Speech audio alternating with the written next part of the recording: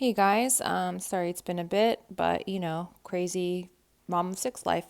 So I wanted to start off this video with just a little update of how we are currently using Moving Beyond the Page for my 5th and 2nd graders.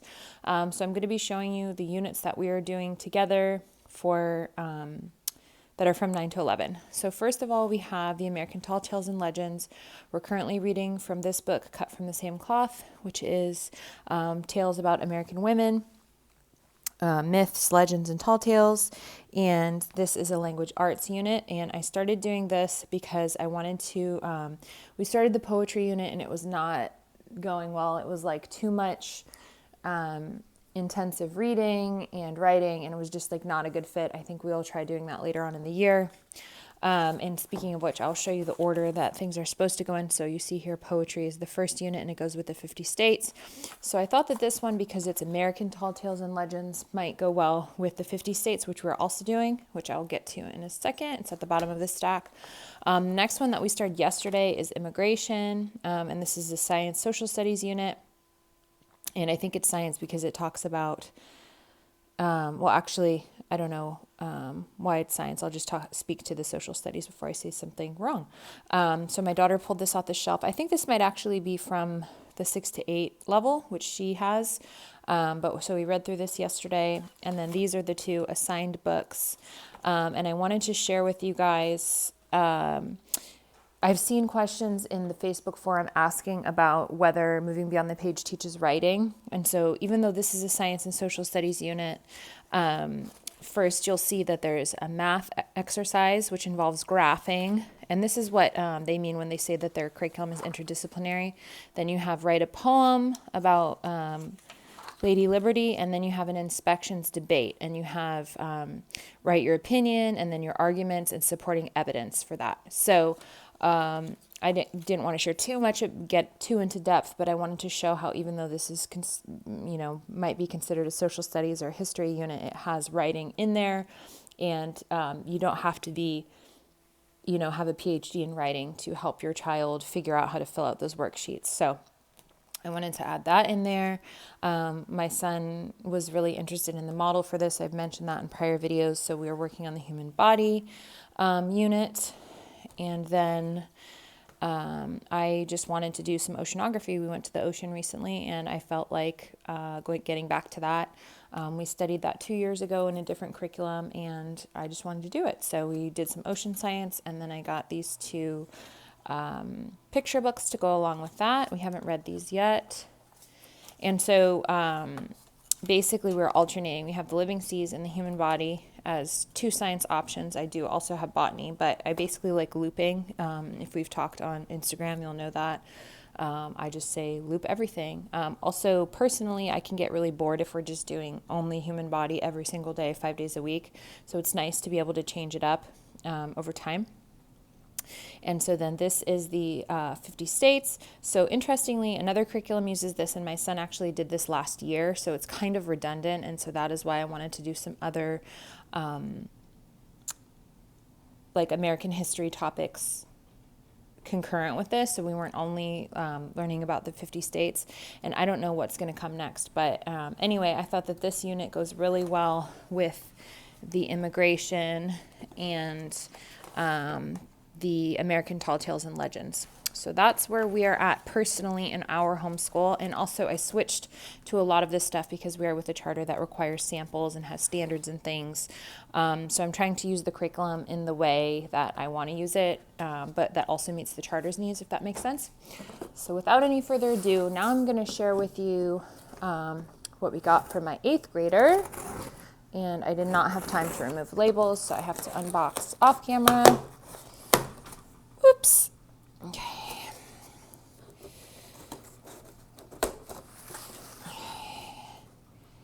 And I went ahead and just got the whole set. I have previously ordered other ELA curriculum for him, but it's not really working because the way that curriculum works is it's like you do a unit on grammar, then you move on to a unit on writing, and that's just really not working. I really want something that's more integrated. So here we have a clear ornament, which has got to be for one of these things. Oh my gosh, this is crazy. So first we have the literature.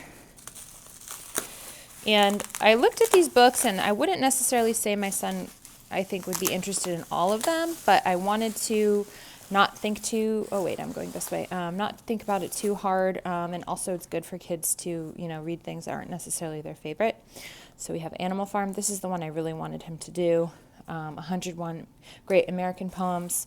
Watership Down he did either this year or last year, so we might skip this one. Then this one I thought would be really good for him. It is called The House of the Scorpion, and there is another curriculum that assigns this in terms of it must be good quality. Abigail Adams, I think this is the first one, and if you know my son from these videos, you know he's into history. Elijah Buxton, Adventures of Huckleberry Finn,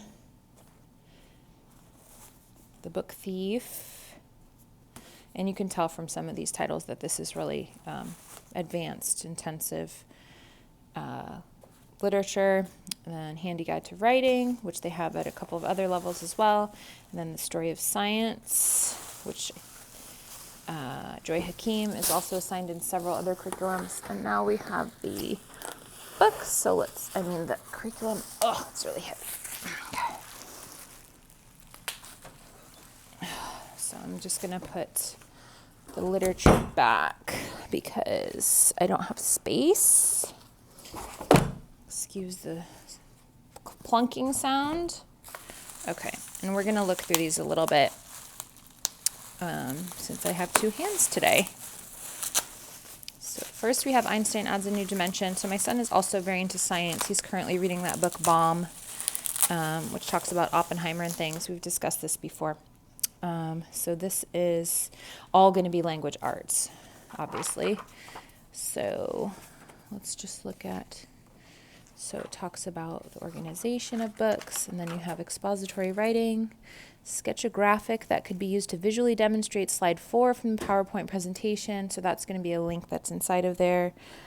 Then you have part 2, decide which type of expository writing would be best for each of the following scenarios.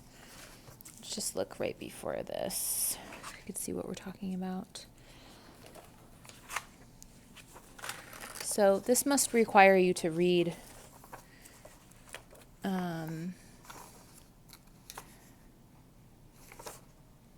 something before you do it. Oh, there's a link about expository writing. So that's what we're learning about, narrative versus expository writing. And there's different options for these activities. Then you have descriptive writing. So you can see this is really, if you're looking for something to teach your kids, like the A to Z of these different ELA things, this is a really good option. And then also it uses these really engaging novels and text. So that is one of the reasons why I really love Beyond the Page. Let's take a look at this. So the one we just looked at was Unit 3. This is Unit 5. So here we have reading and comprehension. So it says read the chapters. It gives you a brief overview. Then you have comprehension questions, which are large family's best friend. Then you have some research about the area. You have a schoolhouse tour. And I just want to look at a couple of these activities. So getting to know this person. So there's a link in here that gives you a link, information about him. Then we have a flashback. Read the passage, look at it, and highlight it. Then answer the questions below. And then we're on to lesson 2. So we have reading comprehension questions.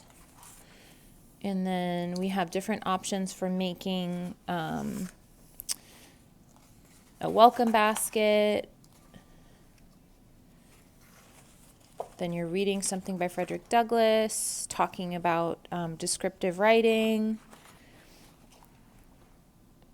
So that's that one. Then we have Adventures of Huckleberry Finn. This is a very controversial book. It has racial slurs in it, in case you don't already know that. And it's very controversial whether or not to teach this. I read this in high school, and so I feel I'm capable of teaching it to my children and, providing context and discussing, the U.S.'s history and things like that. But we do several different quote unquote banned books in our homeschool, so I'm not a stranger to that. So you have a map of different states, vocabulary words. So here you have reading comprehension, which is true with every ELA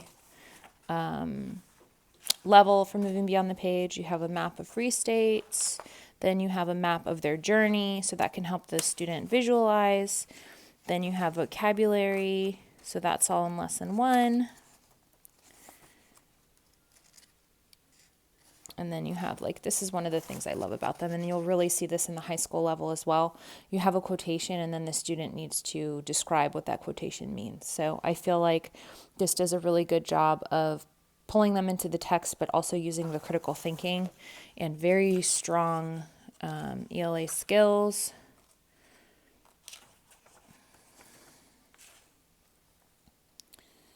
And then here's another great example of what I love about them. So you describe an event, and then what are the feeling words, the characters' feelings, what is the dialogue and descriptions to support that. So I think this is just excellent for doing literature, examining literature. Then Great American Poets. So let's look at this. So you have read the poem, read it again, annotate the poem. Notes or questions, definitions. And this is kind of similar to another curriculum that I've shown on here, but the difference is that this one doesn't only annotate poems. The other one that I had was like annotate every single poem, which just seems very boring, to be honest with you. So I thought that this would be a better option to incorporate poetry without making it so boring. So now you have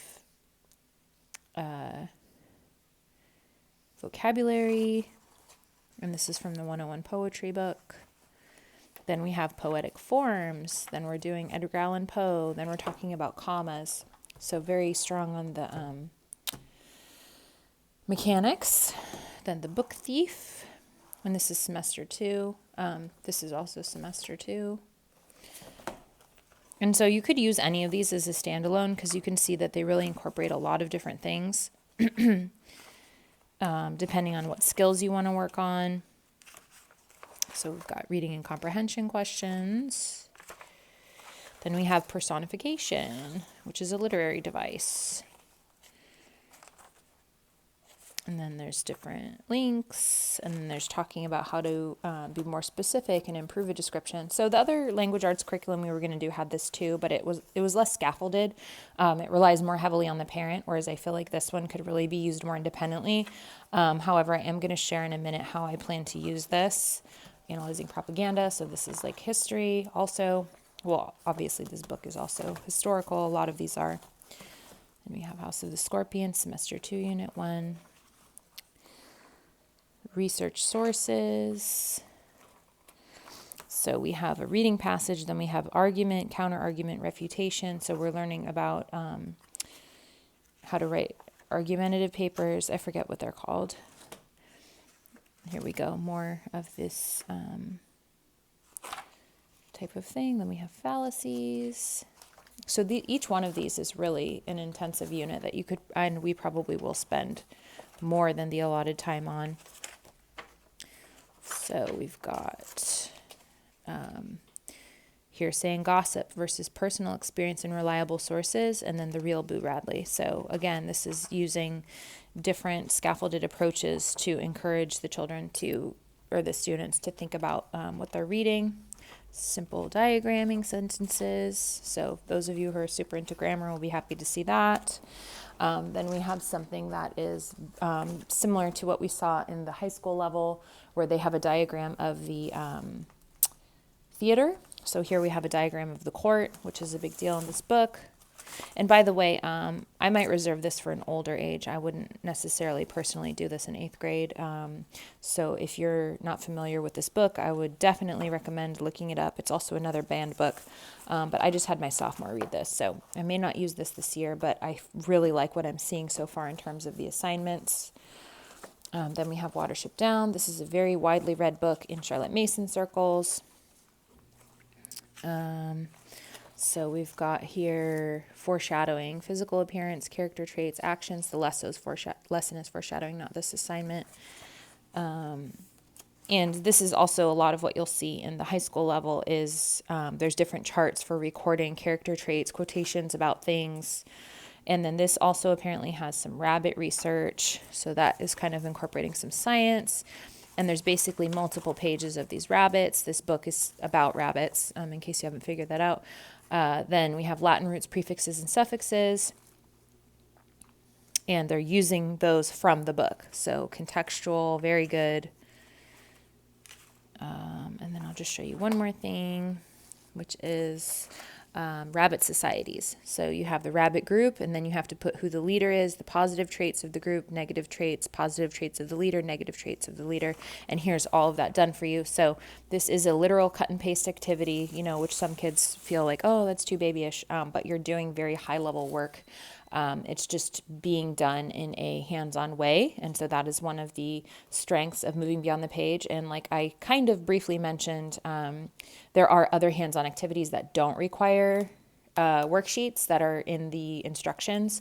I'm just not sharing all of those right now because I'm doing like a brief overview, but maybe we could find one of those. Okay, so here's like a scene, create a scene, and there's like the rabbits. But anyway, you can download many of their samples if you want to see what else there is. And they also have like a portfolio online once you buy curriculum where you can see what other people have did. I haven't looked at that or contributed to it, but if you are interested in seeing that as an option. Now we have Animal Farm. So we have some pre-reading questions, which is good. Then we have cut out the phrases and sort them into categories, topics, plots, or themes. And so we have common tales that children have read. And then again, this is a cut and paste, but it's a very high level schematic. And I think what's interesting here is instead of having the children or the students come up with these on their own, they're already provided. So it's making they don't have to do as much of the footwork, I guess. They're just doing the thinking, if that makes sense. So instead of taking twice as long to think out what might go here, you're already given the answers, or not the answers, the options, and then you just have to think and sort them. So I like that too, especially for this age. And then you have parts of speech. And I haven't looked at this before. That's why I don't know what there's going to be. We've got pronouns, pronoun reference and agreement. Then we have, of course, Animal Farm is a tale. Spoiler alert coming if you want to skip ahead. It's about a communist society in which the animals start out as equals, but then they decide that some of them are more special than others, and they change the way that they interact with each other. So this, of course, is a reference to communism. And here we have information about the Russian Revolution. So again, interdisciplinary. I'm sure there's probably links on this because it's having the students fill in the information about figures from the Russian Revolution, including Tsar Nicholas II, Karl Marx, Joseph Stalin, Leon Trotsky, and Vladimir Lenin. So as you can see, with each one of these units, you could really turn this into like a whole semester of different activities and things. And this is semester 1, unit 2. So this was the main one that made me want to look at this again, because I had purchased this in the past for my older student, but I thought this would be really good for my son because the book's not too long. It's probably like 150 pages or so. I have it right here, actually. Yeah, it's like literally 150 pages. 152. Or no, that's the afterword. So it's not too bad, although this is really small font. It is 142 pages, 141, and it's really interesting. So I thought about only getting this unit, but I really like how Moving Beyond the Page does language arts. So I thought, why not just get the whole year and let's take it one unit at a time, how I am with the 9 to 11, and basically just like see what happens. So that's what we're going to be doing. So that's Animal Farm. And then we have the last one, which is Abigail Adams, semester 1, unit 1. So when I first saw this, I was like, I don't know if he's going to like this because it's about a woman. However, it is American history and he is a history buff. So I thought, why not challenge him and just see how it goes. So here you can see common materials is props, costumes, and set materials, and other art things. So then we have reading comprehension questions, and then we have different things to write about the book. Then we have exploring the book. And this is the second option. Then what are we doing? Lesson 2. Okay. So we're talking about a topic sentence, a transition sentence, all of these different things. Let's see if there's a worksheet for this one. We've got paragraph analysis. So this is like intensive language arts stuff. Analyze each sentence and determine how it functions in the paragraph. Include one or more of the following statements you can use in your wording. So, for example, but Abigail's mother was not pleased about this attraction. So what is this doing? This is explaining, giving an example of, provides transition to the next line, describes, deepens my understanding of, summarizes. So this is an example of the scaffolding, which Moving Beyond the Page does very well. Perhaps one of the best on the market, to be honest with you. I have tried a lot of English language arts curriculums over the last more than 10 years. So it's teaching students the sentence structure of a paragraph with examples, and not saying, go write a topic sentence. It's showing you this is what a sentence is. This is what a describing sentence is, a transition sentence, for example. So that's what I'm personally looking for. And then you have, so this is option 1. Then you have option 2, which is less intensive. So that's probably what I would go for if you have a student who's not as, what's the word? Likes ELA as much, has an affinity, who does not have as much of an affinity for ELA. I would look to the second option. I think those are usually easier. And then here we have, this is page 2. So it's broken up, I think, is the difference, instead of being all condensed onto one thing, and you can split that up into separate parts. And then again, we have analyzing. So this one's coming before the Watership Down. So this is your student's very first introduction to what are the positive attributes, what are the negative attributes, and then doing a little bit of a writing response. Then we have vocabulary in here, a Venn diagram, and this is also involving some history. So that is the curriculum. Then I have one more thing to show you guys if I'm going to be able to make this work. And this is something that I just kind of recently realized I want to do. And I definitely wanted to share because it is a common issue I have heard.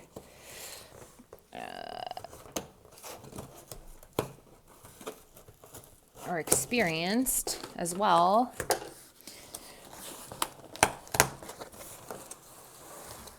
Okay. Oh, sorry, this tape is very strong. Okay.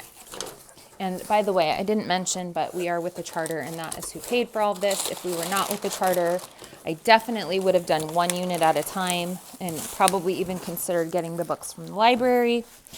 So this new strategy that I am going to be trying out is the other language arts curriculum I got had a parent notebook and a student notebook, and it was supposed to work together so that you just look at your parent notebook and you'll know what your kid's doing, but it really was not working for me.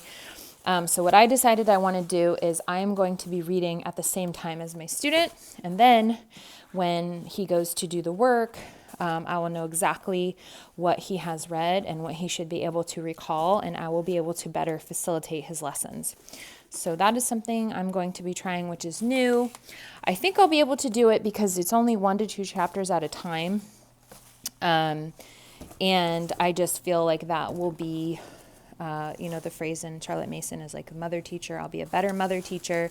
I just also think it will be more effective, right? Because if I am scrambling to try and figure out what is going on contextually, it's a lot harder to support my student, and this student, will have questions and things of like, what am I supposed to do? Or if you have to give an example for like the descriptive paragraph or writing a paper, if I haven't read it, I don't really know how to help. So that is my plan. I'm going to go on the Moving Beyond the Page website and print out the schedule, which tells you what you're supposed to do on a daily basis, and then I will be following along with him.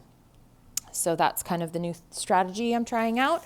I will let you guys know how it goes, and that is the end of this unboxing and moving beyond the page update. So thank you guys for watching, and if you enjoyed this video, please subscribe for future purposes, or if you're already subscribed, thanks for watching, and catch you in the next one.